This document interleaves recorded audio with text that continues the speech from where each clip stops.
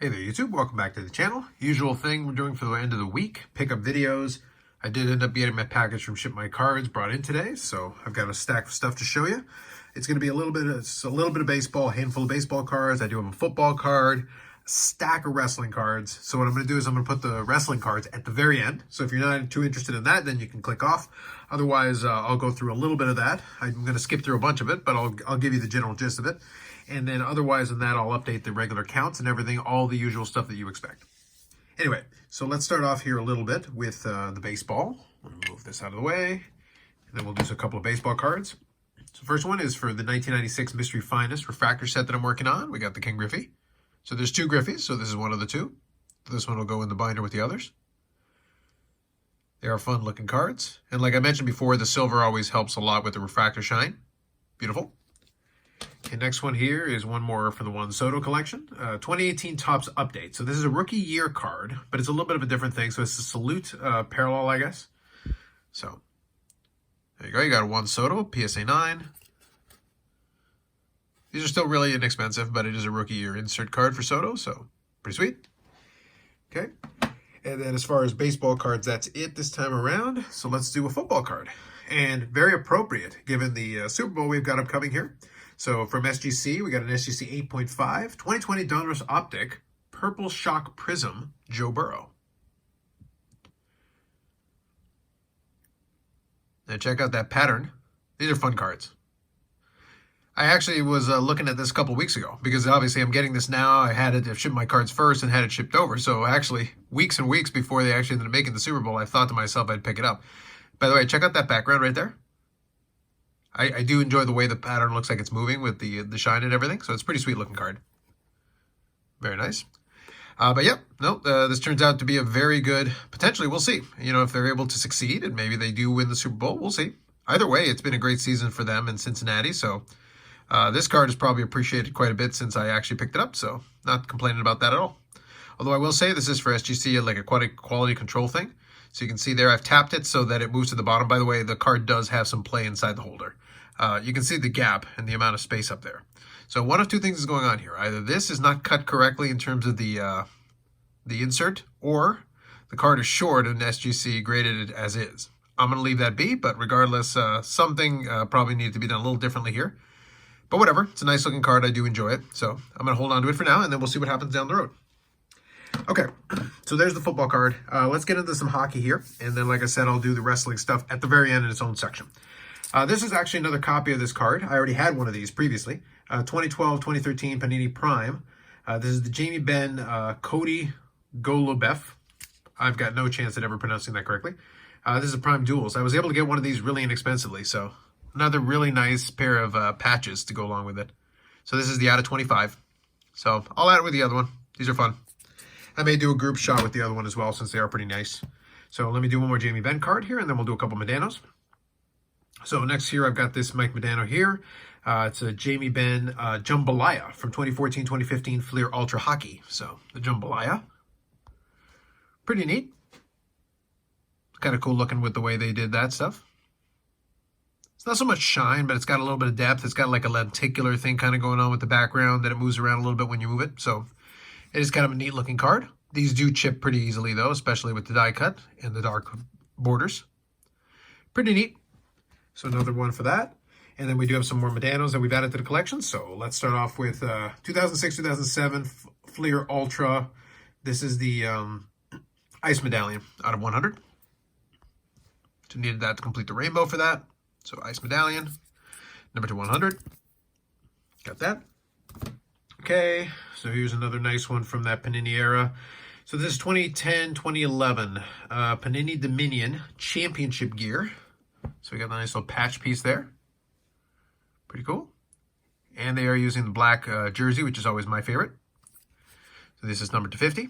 And I believe there's an autograph version as well. So there you go. Okay, this next one here is from 2018-2019 The Cup Signature Renditions. Modano autograph. And that's a great one because that's obviously the picture of him hoisting the cup after they won. And they got the date on the bottom, June 19th, 1999, Buffalo, New York. That's when Dallas won the cup that year. Great shot. I didn't have another card like that with the shot as well. and thematically appropriate. So here's another one. How about 2012, 2013 limited hockey, and this is the Stanley Cup winners autograph. So we got more of a chromium finish. Nice blue autograph on there. So this one's numbered to 99. The cup one is not numbered. There you go, 2 Stanley Cup themed autograph cards in the mail day, so that's pretty sweet. See if I can actually put that down there. There we go. It's pretty good. So we do enjoy our theme, so these are pretty good as a pair. And we also had the championship gear, so we did have definite theme going on there with the memorabilia. Now, this next one here is a fun one. It also has a theme, a little bit different. This is from 2001-2002 Parkhurst. This is the In the Numbers, World Class in the Numbers, number patch card for Modano. And you can see we got a pretty nice group of colors there to go along with it for the patch. These are actually really nice. Considering the window, that's a really nice patch to go along with it. And they do mention that this is from the jersey worn Modano at the 1996 World Cup. So we've got that. And that actually completes the set of them for me. So that's the regular jersey to go along with it, as well as the emblem piece. So the emblem and the numbers are both out of 20, and then this one is out of 80 for the regular version, for the jersey card. All of these are 1996 World Cup, all from piece of jersey, game worn. Pretty sweet group. That's all together. Last one here for the Modanos. I want to say 2002-2003. This is SP Game Used Edition, and this is the first Rounders draft pick. So this is one I've been after for quite some time. So we got our patch. This is out of 30.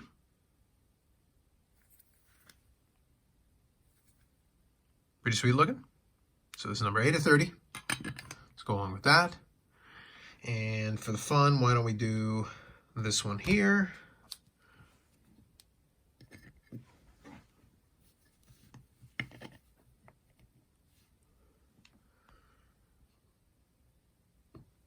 So that's it this time around for the Modanos and the sports cards portion of it.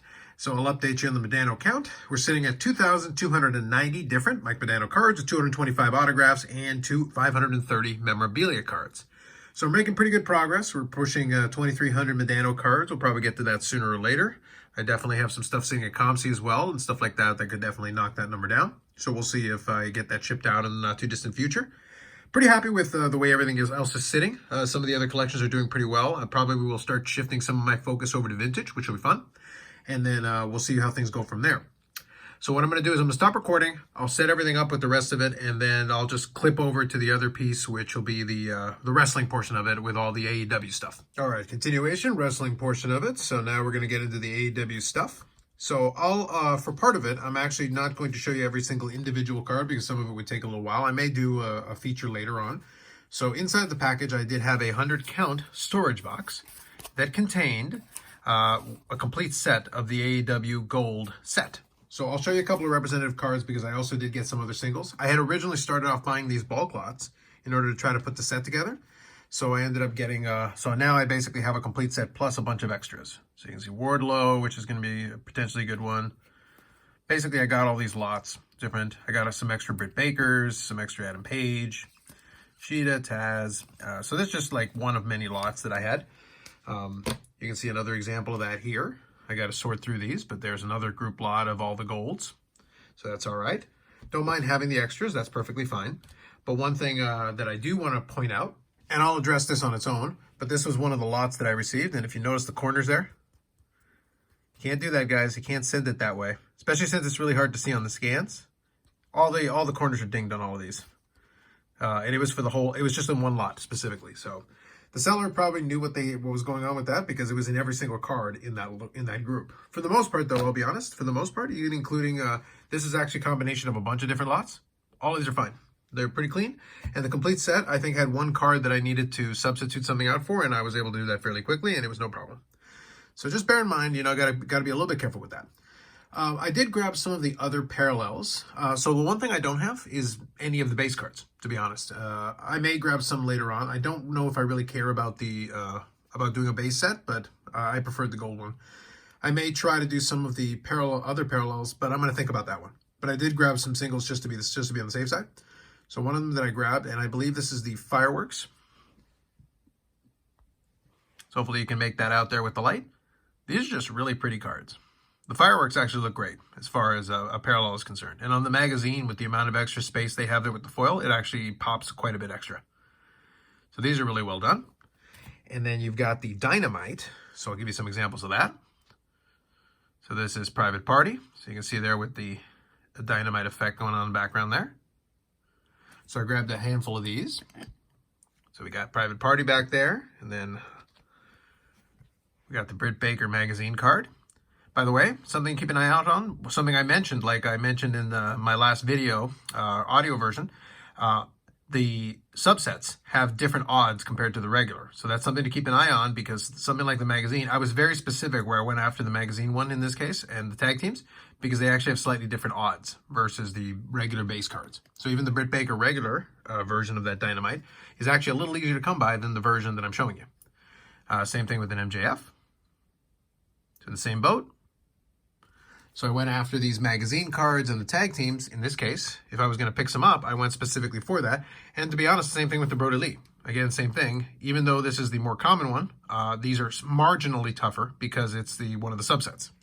That's just the way it was structured, and that's something you can only pick up if you're looking at the sell sheet. So we'll see if I end up doing a set of these, but nonetheless, I thought I would pick up some of these singles. Pretty good.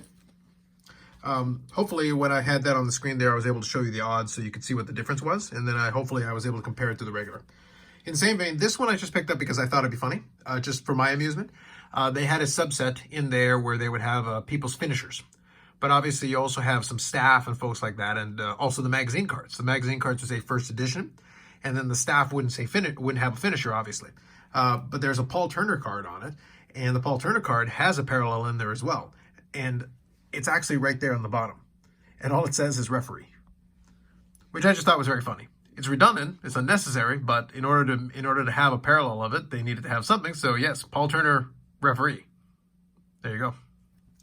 Like I said, this set can be a lot of fun if you kind of know what you're looking for and you're having some fun with it. Other thing that I kind of kept my eye out on was the numbered cards, and I had mentioned that previously. So let me show you a couple different numbered cards that I did pick up as well. First one here, Jake the Snake Roberts. Legendary figure in wrestling. So he's considered to be one of the staff as well, but obviously since these are out of 100, there's no difference in the odds. QT Marshall. There were some opportunities if you went after some of either the legends or names that aren't like the main roster guys that are the first one people are thinking of. But these next two guys I actually did very well on. I'm actually quite pleased. So here you got two guys that are more on the staff side of things and managing and whatnot. I did pick up a Wardlow. I was able to get that early on.